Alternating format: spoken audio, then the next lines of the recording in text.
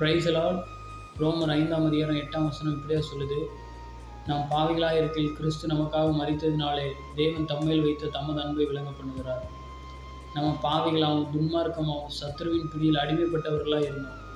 தேவனை விட்டு ரொம்ப தூரத்தில் இருந்தோம். ஆனாலும் அப்படிப்பட்ட தேவன் நம்மளை தேடி வந்து நமக்காக ஜீவனை கொடுத்து நமக்காக கடைசி சொட்டு ரத்தம் வரைக்கும் சிந்தி நம்மளை மீட்டெடுத்திருக்கிற ஒரு நல்ல தகப்பன்.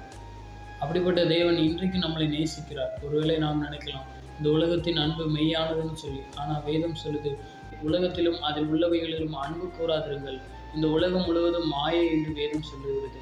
இந்த உலகத்தில் அன்பு எல்லாம் ஒரு நாள் மாறிடும். ஆனால் உண்மையான ஒரு அன்பு, இயேசுவின் அன்பு, ஒரு நாளும் மாறாது. நம்மளை நேசிக்கிற ஒரு அன்பு. இந்த உலகத்தில் உள்ள தாய் தகப்பனுடைய அன்பை விட நம்முடைய இயேசுவின் அன்பு மெய்யானது என்று வேதம் சொல்லுகிறது. ஸ்திரீயானவள் தன் கர்ப்பத்தின் பிள்ளைக்கு இறங்காமல் தன் பாலகனை மறப்பாளோ? அவள் மறந்தாலும் நான் உன்னை மறப்பதில்லை என்று ஆண்டவருடைய வார்த்தை சொல்லுகிறது. என்னுடைய உள்ளங்கைகளில் உன்னை வரைந்து வைத்திருக்கிறேன்னு சொல்றார். அப்படிப்பட்ட தேவனை விட்டு நாம் ஒரு நாள் வழி விலகி போகக்கூடாது. ஒருவேளை ஆண்டவருடைய அன்பை விட்டு நாம் வெகு தூரம் சென்று இருக்கலாம். ஆனாலும் இன்றைக்கு ஆண்டவருடைய அன்பு நம்மளை நேசிக்கிறது.